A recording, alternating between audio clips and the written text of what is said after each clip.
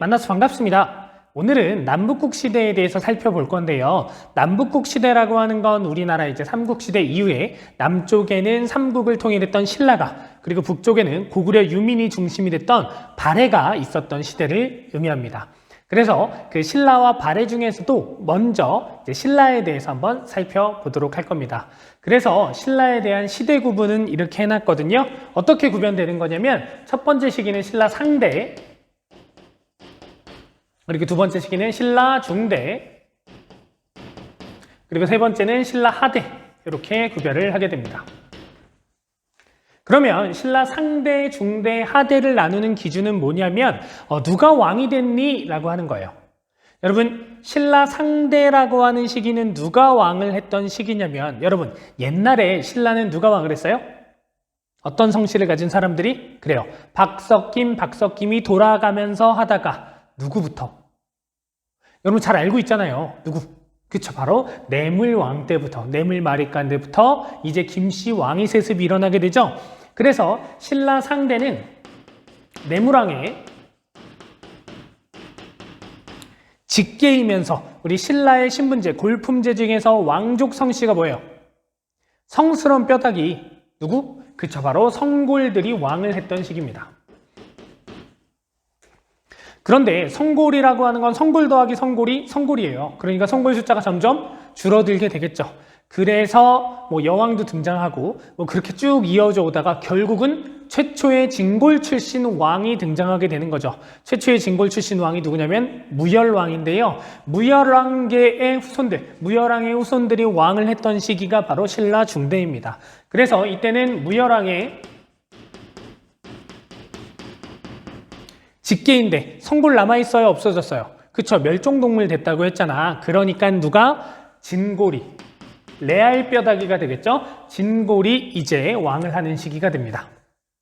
그러다 신라 하대가 되면요, 왕위 다툼이 일어나게 되거든요. 그래서 내물왕의 방계, 진골들이 왕을 하는 시기가 돼요. 직계라고 하는 건 큰아들의 라인이라면 이제 다른 라인, 그 옆에 라인들이 이제 번갈아 가면서 왔다 갔다 왕을 하는 시기가 되겠죠. 그래서 신라 상대와 중대와 하대를 이렇게 구별하면 됩니다. 그래서 우리는 이제 어느 시기에 대해서 살펴볼 거냐면 신라 중대부터 살펴볼 겁니다. 선생님, 신라 상대는 왜 넘어가세요? 안 넘어갔어요. 여러분 배웠잖아. 내물왕 때부터 해가지고 이제 중직기틀이 되고, 그리고 개혁을 하고 전성기가 됐었던 그런 시기를 얘기하는 거고요. 선생님, 그건 알겠는데 뭔가 또 의문이 있어요. 대체 왜 이런 그래프를 그리신 건가요? 왜 이차함수 그래프를 그리신 건가요? 이거는 무엇을 의미하는 거냐면, 지금 X축은 시간의 흐름이잖아. 그럼 Y축이 뭘까요? Y축은 바로 왕권이에요. 그래서 신라 상대 때, 내물왕 때부터 쭉쭉쭉쭉쭉 왕권이 올라가다가 언제? 맞아요. 신라 중대 때 왕권이 굉장히 강력해지게 되죠. 그래서 신라 중대를 뭐라고 부르냐면 전제 왕권 강할 시기라고 보면 됩니다.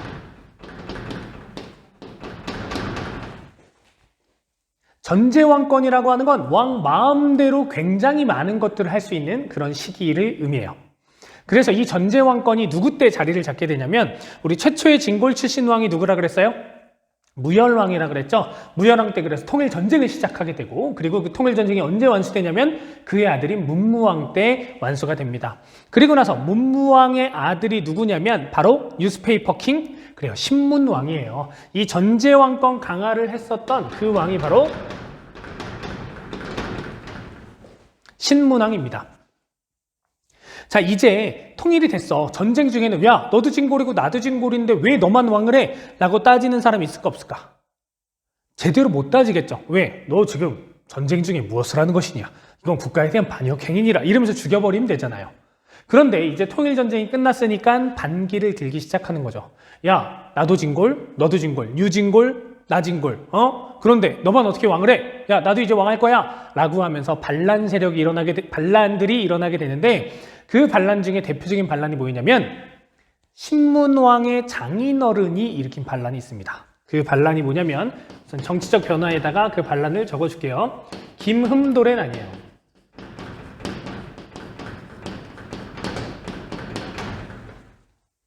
선생님, 돌자 들어가니까 뭔가 좀 귀족 같지 않은데요? 진골 귀족입니다. 높은 진골 귀족이에요.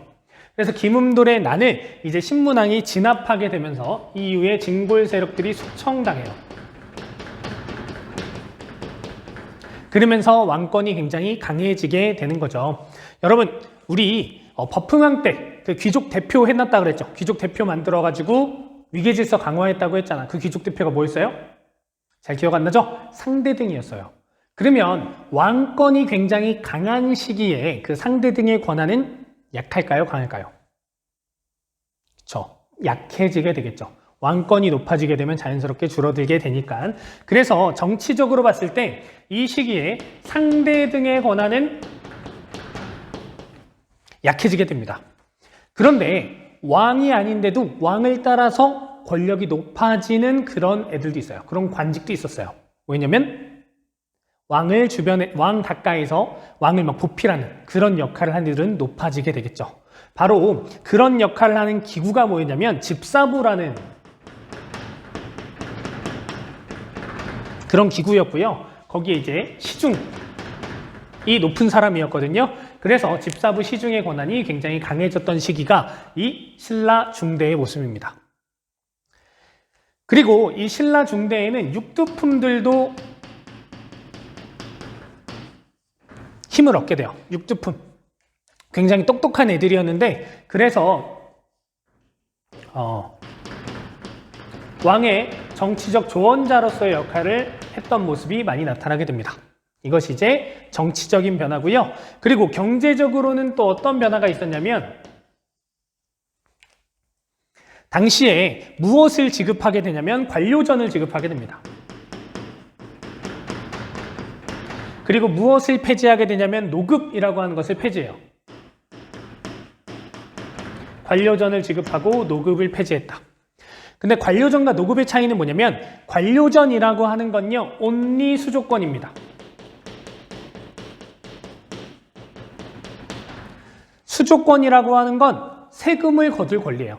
그러니까 이 땅에 대해서 세금을 거둘 권리만 준 게 관료전이고요. 아직 감이 잘 안 오죠? 노급하고 비교해보면 좀 감이 올 겁니다. 노급은 수조권뿐만 아니라 그 땅에 대한 노동력 징발권까지 가지고 있는 게 노급이었어요. 그러니까 내가 이 땅에 대한 수조권을 받으면 나는 그냥 경제적인 것을 얻고 있는 거죠. 근데 내가 이 땅에 대한 노동력 징발권까지 받으면 나는 이 땅에서 뭐나 다름이 없어요? 왕과 다름이 없는 거야. 그러니까 왕권이 강해지면서 노급은 폐지하게 된다라고 하는 거 보면 됩니다. 그래서 관료전 지급, 노급 폐지. 그리고 마지막 문화적으로 국학이라고 하는 걸 설치해서 그런 유교, 유학, 공부 이런 것들을 시키기도 했습니다. 이것이 신라 중대의 모습이에요. 자, 그런데 이제 그 왕이 피살돼요. 회공왕이 피살되게 되면서 이제 신라의 왕위 다툼이 시작되게 되거든요. 그러면서 이제 신라 하대의 모습들이 나타나게 되는데, 그래서 신라 하대엔 어떤 모습이 나타나냐면 진골 귀족들의 왕위 다툼이 펼쳐지게 됩니다.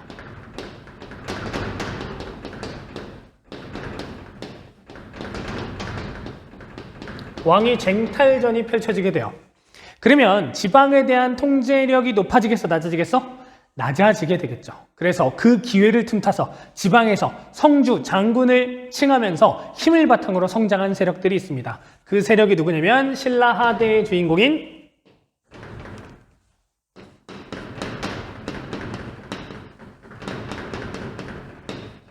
지방 호족들이에요. 그래서 지방 호족들 같은 경우는 여러분 이제는 말 안 해도 알고 있죠? 이런 그림이 나오면 어떡한다? 바로 따로 그린다. 따라 그린다.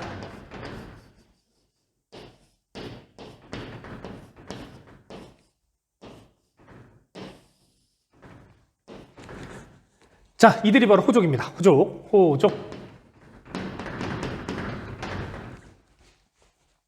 자, 호족들 같은 경우는 지금 진골 귀족들의 왕위 다툼으로 인해서 신라에 대한 불만을 갖고 있었던 농민 세력도 규합하고요.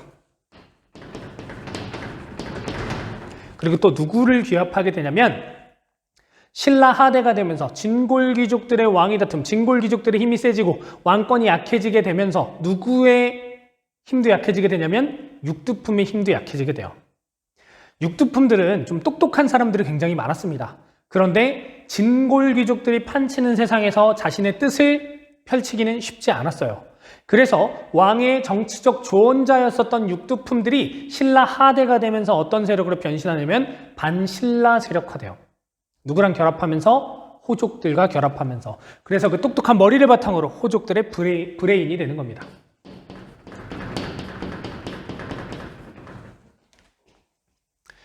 자, 그러면서 이제 호족들이 나도 왕이 될 수 있지 않을까? 라는 생각을 하는 호족들도 생겨나게 되거든요. 어떻게 그런 생각을 할 수 있었냐면 사상적 기반도 있었습니다. 선종,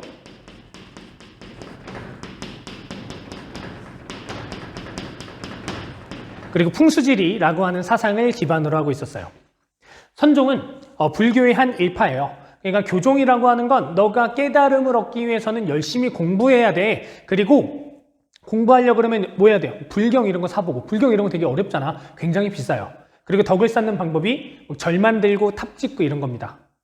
그러니까 귀족들이 중심이 됐었던 불교가 교종이었어요. 근데 선종은요, 참선을 통해서 누구나 깨달음을 얻어서 부처가 될 수 있다는 거예요. 여러분, 우리 불교라고 하는 것이 왕권 강화에 기여했었죠. 왜? 왕이 곧 부처니까. 그런데 지금 선종에 따르면 깨달음을 얻으려면, 부처가 되려면 뭐 하면 돼요? 참선을 통해서 깨달음을 얻으면 부처가 될 수 있다고요. 그런데 그 부처는 뭐라고요? 왕이 곧 부처라고요. A는 B, B는 C, A는 C가 되는 거죠. 누구나 왕이 될 수 있다 라고 하는 생각도 할 수 있게 되는 거고요. 그리고 지금 막 진골귀족들의 왕위 다툼이 펼쳐지게 되면서 나라꼴이 엉망이 됐어요. 이런 일이 왜 일어났을까? 경주의 기가 쇠했기 때문이에요. 이제 경주의 시대는 끝난 거야. 근데 막 땅의 기운이 펄펄펄 끓어넘치는 그런 땅이 있어요. 그 땅이 어디냐면 바로 여기야. 내가 있는 이 땅이 기운이 펄펄 끓어넘치는 땅이에요. 이런 것들을 기반으로 해서 이제 호족 세력들이 내가 왕이 될 수 있어. 내가 주역이 될 수 있어. 라고 하는 생각을 하게 됐던 시기가 신라 하대의 모습입니다. 그리고 신라 하대의 모습은 우리 신라 중대의 모습하고 반대라고 생각하면 돼요. 왕권 강해야 약해요? 약해요. 그리고 집사부 시중의 권한 다시 약화됐어요. 육두품 찌그러졌어요. 반신라 세력화됐어요. 그리고 관료전이겠어? 노급이겠어?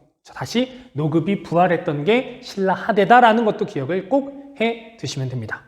됐나요? 그래서 이제 신라가 어떻게 되어 왔는지 흐름들을 우리가 쭉 살펴봤고요.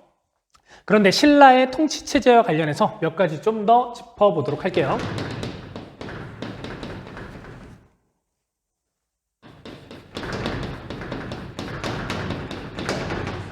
교과서가 바뀌면서 좀 자세한 내용들은 많이 빠졌습니다. 그러니까 여러분들이 그냥 알아둘 만한 내용 몇 가지만 주제로 잡아서 말씀드리도록 할게요. 우선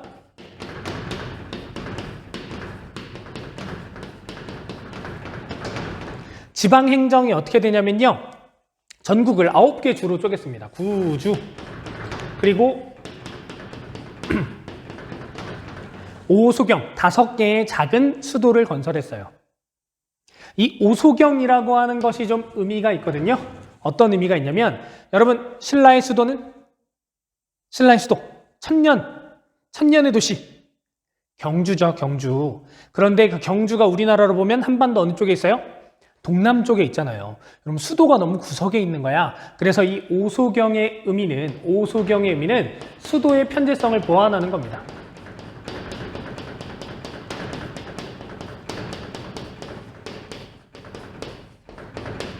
편재성, 편에 한쪽에 쏠려 있다 이런 거죠. 그래서 한쪽에 쏠려 있는 것을 보완하기 위해서라고 하는 거 기억을 해두면 됩니다.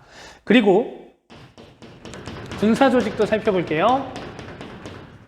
군사 조직은 중앙군, 구서당, 지방군, 십정이었거든요. 아까 우리 지방을 몇 개로 쪼갰다 그랬죠?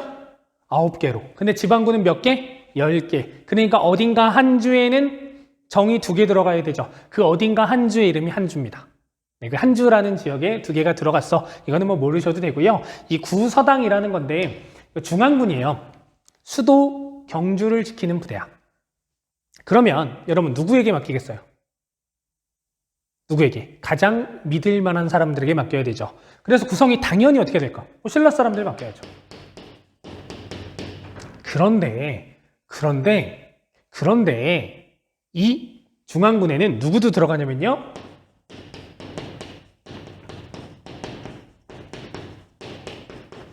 고구려인, 백제인, 말갈인까지 들어가게 됩니다. 왜 그랬을까? 바로 야, 이제 우리 통일했잖아. 이제는 같은 나라야 라고 하는 민족 융합 정책이었다.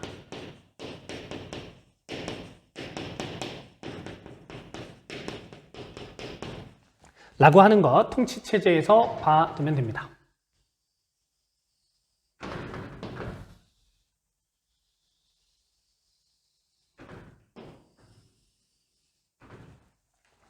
네, 신라의 흐름 이렇게 살펴봤고요. 이제 어디를 살펴보면 될까요? 남북국 중에 북쪽에 있었던 나라, 바로 발해에 대해서 한번 살펴보도록 하겠습니다.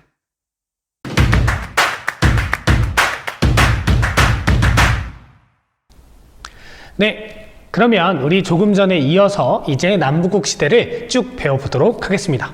근데 아까랑 조금 달라진 게 있죠. 뭐가 달라졌어요? 선생님이 마이크를 2개를 차고 있죠.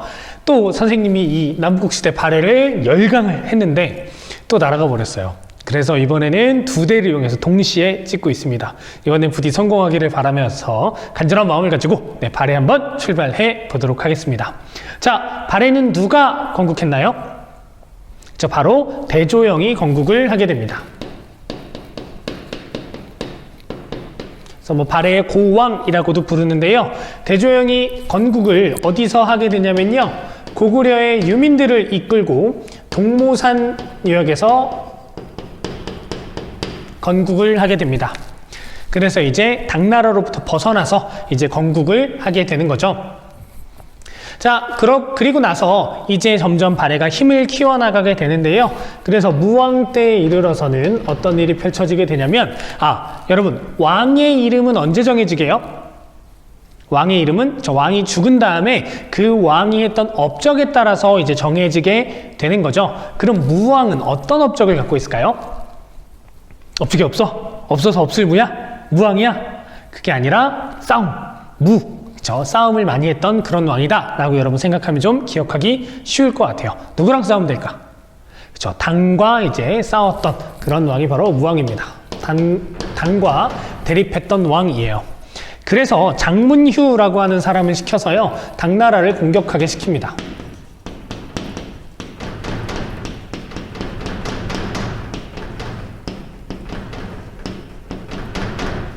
장문휴를 시켜 당의 산둥반도를 공격하게 했다.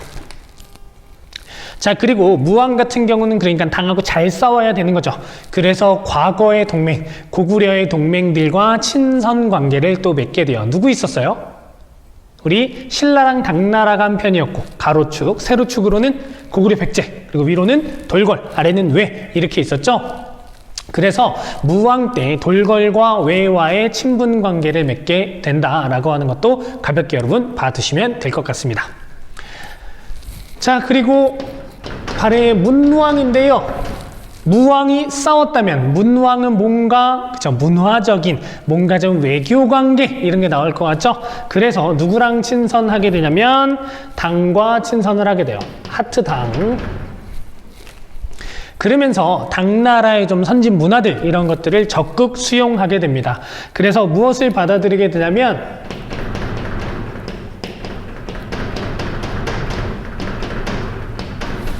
당나라의 중앙 관제였던 삼성육부제를 수용하게 돼요. 이것과 관련해서 이제 발해에서 어떻게 운영했는지는 조금 이따가 한번 같이 살펴보도록 하겠습니다. 그리고 이제 문왕 때는 누구랑도 또 친선을 하게 되냐면 신라와도 친선합니다. 친선이라기보다는 교류라고 하는 게 좀 더 적합한 표현일 것 같아요. 신라와 교류. 선생님, 신라와 교류했다는 증거가 있나요? 네, 증거도 있습니다. 바로 신라도라고 하는 길을 통해서 신라랑 교류한 그런 증거도 있어요. 자, 이런 싸우기도 하고 그리고 친선도 하고 이러면서 쭉쭉쭉 발전해 갔던 발해가 이제 선왕 때에 이르러서 전성기를 맞이하게 됩니다. 그래서 전성기의 발해는 뭐라고 불렸냐면 바다 건너 동쪽에 있는 융성한 나라라고 불렸어요. 바다 건너 동쪽에 있는 융성한 나라가 뭘 것 같아요? 자, 바로 해동성국입니다.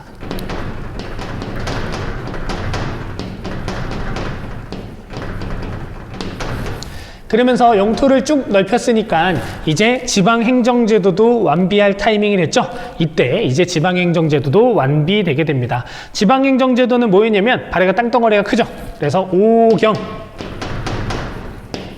15부 62주라고 하는 좀 스케일이 큰 이런 모습도 나타나게 되는 거죠. 자, 그런데 이렇게 잘 나갔던 발해는요 멸망당하게 돼요. 누구에 의해서? 거란에 의해서. 그런데 발해 멸망에는 좀 여러 가지 미스테리들이 좀 있습니다. 아직 완전히 밝혀지지 않은 여러 학설들이 있는데요. 발해라고 하는 나라가 우리 역사에서 가장 넓은 영토를 자랑했던 나라입니다. 그만큼 국력도 굉장히 강했는데 그런데 거란의 공격에 너무 빨리 무너지게 된 거예요. 그래서 과연 이것이 왜 그랬을까? 라고 하는 여러 학자들의 학설이 있는데 그 중에 첫 번째 거란 강성설이 있습니다.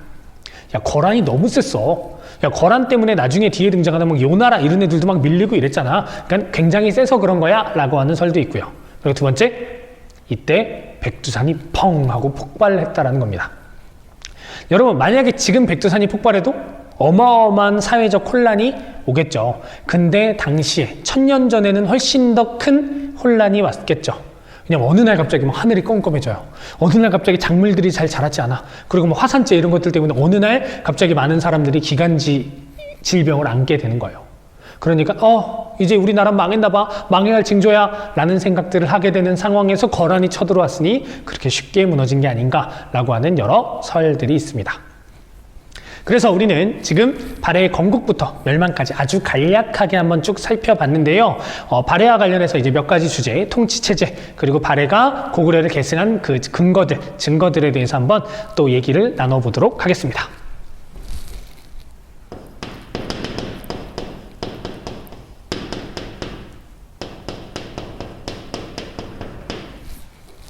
네, 발해의 통치체제인데요. 우선 중앙에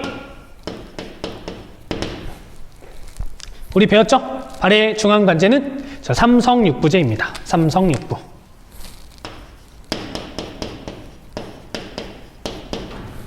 그래서 당나라로부터 이 제도를 수입해 왔는데 여러분 근데 한국사에서 다른 나라로부터 수입해 왔어 이것만 그냥 배우면 의미가 좀 떨어지겠죠.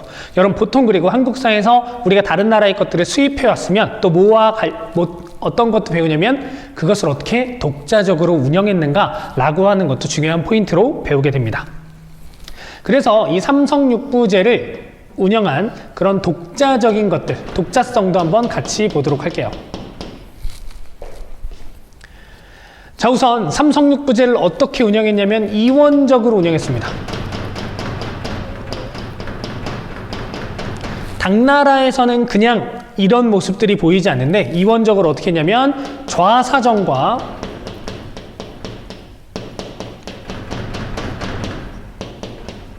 우사정으로 나눠서 이원적으로 운영을 하기도 했고요.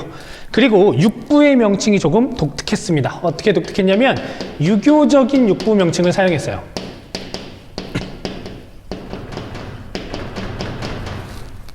원래 육부라고 하는 건 이부, 이병, 호영, 예공이라고 하는 이런 6가지로 구성이 되어 있는데 유교적이었어요, 명칭이. 그래서 유교에서 생각하는 굉장히 중요한 덕목들 있죠. 어떤 덕목들이 있을까? 충, 인, 의, 예, 지, 신 이제 이런 명칭을 사용했다라는 걸 통해서 중앙에 삼성육부제를 당나라로부터 받아들였지만 독자적으로 운영했다라는 걸 알 수 있는 거고요. 그리고 지방도 아까 배웠죠. 지방은 어떻게 나눴어요? 5경, 15부, 62주로 이렇게 이제 나눠서 다스리게 됐고요. 그리고 교육. 네, 교육기관도 좋습니다. 여러분, 우리 교육기관들 배웠던 거 기억나요? 고구려의 소수리망 때 만든 거 있잖아. 그죠? 태학이 있고요. 그리고 신라, 조금 전에 배웠는데 국학이 있죠. 그리고 발해 같은 경우는 주자감입니다. 그래서 이렇게 발해의 중앙, 지방, 교육을 통해서 어떻게 국가를 운영하고 통치했는지를 이것도 아주 간단하게 한번 살펴보았고요. 그리고 오늘의 마지막 주제입니다. 뭘까요? 바로 발해의 고구려 계승 증거, 근거예요. 그래서 저는 그냥 줄여서 발고계라고도 하는데 여러분 처음이니까 다 적어드릴게요. 발해의 고구려 계승 근거입니다. 우선 첫 번째로 꼽는 거, 지배층이 고구려인이었다.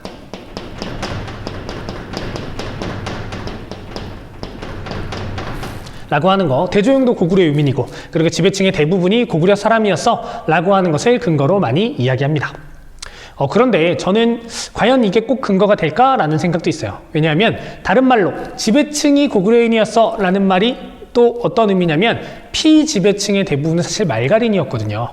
그렇다면 과연 이것을 누구의 역사로 볼 것인가 라고 하는 건 많은 이제 학설들이 좀 있거든요. 여러분들은 너무 크게 신경 쓰지 말고 그냥 가볍게 보시면 될 것 같아요. 사실 발해의 고구려 계승 근거라고 하는 건 여러분들이 받은 교과서 2015 개정 교육과정에서는 좀 대부분 교과서에서 삭제되어 있는 내용입니다. 그래서 수능에도 나오지 않을 거예요. 갑자기 공부할 마음이 탁 사라지나요? 근데 승호쌤이 왜 이걸 여러분들한테 설명하냐면 한국사 능력 검정이나 다양한 시험에서 그래도 좀 자주 나오는 주제이기 때문에 여러분들한테 간단하게라도 좀 설명을 해주는 게 좋을 것 같아서 이렇게 설명을 해드리는 거예요. 자, 그리고 이게 좀 결정적입니다. 이게 좀 중요해요. 뭐냐면 스스로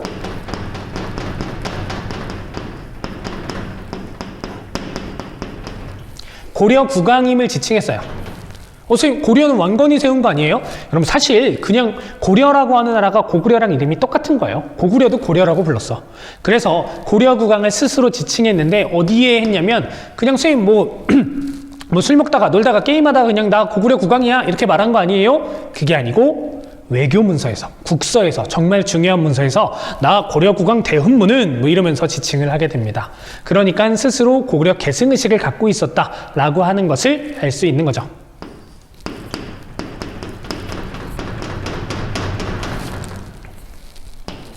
그리고 마지막으로 여러분들이 볼 수 있는 건 또 어떤 거냐면 문화적으로 유사합니다.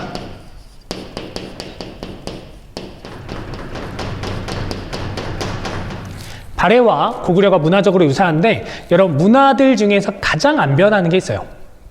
1000년 전이나 뭐 지금이나 비슷한 거 바로 무덤 양식이 비슷하죠.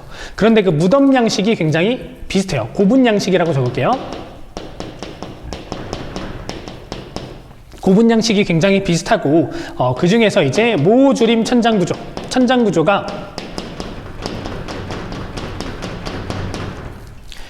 모주림 천장구조가 뭐냐면 천장을 우리가 딱 아래에서 쳐다보면 이렇게 네모나게 있겠죠. 그런데 그게 모서리가 줄어들면서 위로 갈수록 높아지는 이런 천장 구조가 있어요. 이게 고구려에서도 쓰이고 발해에서도 쓰였다라는 겁니다. 대표적인 무덤은 정혜공주 무덤이 있어요. 정혜공주 무덤.